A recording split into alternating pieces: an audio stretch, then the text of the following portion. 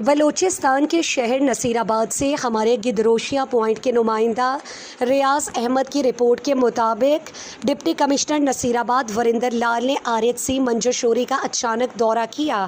اسپتال میں فراہم کی جانے والی طبی سہولیات، عملے کی کارکردگی اور مریضوں کو دی جانے والی طبی امداد کا تفصیلی جائزہ لیا۔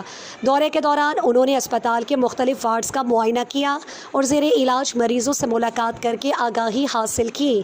اس موقع پر ڈپٹی کمشنر وریندر لال نے میل ڈاکٹر کی عدم موجودگی پر برہمی کا اظہار کیا۔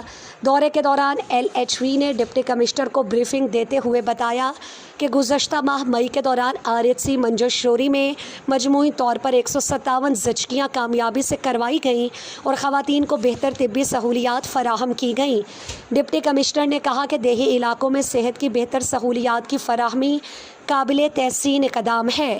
دورے کے موقع پر sub divisional officer B&R Abid Ali پنہر اور بابو شکر الدین تنیا بھی ان کے ہمراہ موجود تھے۔ ڈپٹی کمشنر نے اسپتال میں موجود سہولیات، ادویات کے ذخیرے اور دیگر انتظامی امور کا جائزہ لیتے ہوئے متعلقہ حکام کو ہدایت کی کہ ادویات کی کمی کو فوری طور پر پورا کیا جائے، جبکہ ڈاکٹرز اور طبی عملے کی رہائش سے متعلق درپیش مسائل اور سہولیات کی فراہمی کو بھی جلد یقینی بنایا جائے تاکہ صحت کے شعبے میں موجود مشکلات کا مؤثر انداز میں تدارک کیا جا سکے۔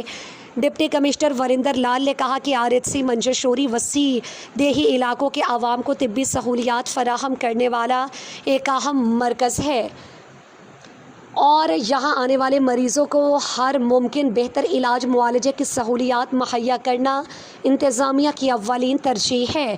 انہوں نے طبی عملے پر زور دیا کہ وہ اپنے فرائض پوری ذمہ داری، دیانتداری اور جذبہ خدمت کے ساتھ انجام دیں تاکہ عوام کو معیاری طبی سہولیات میسر آ سکیں۔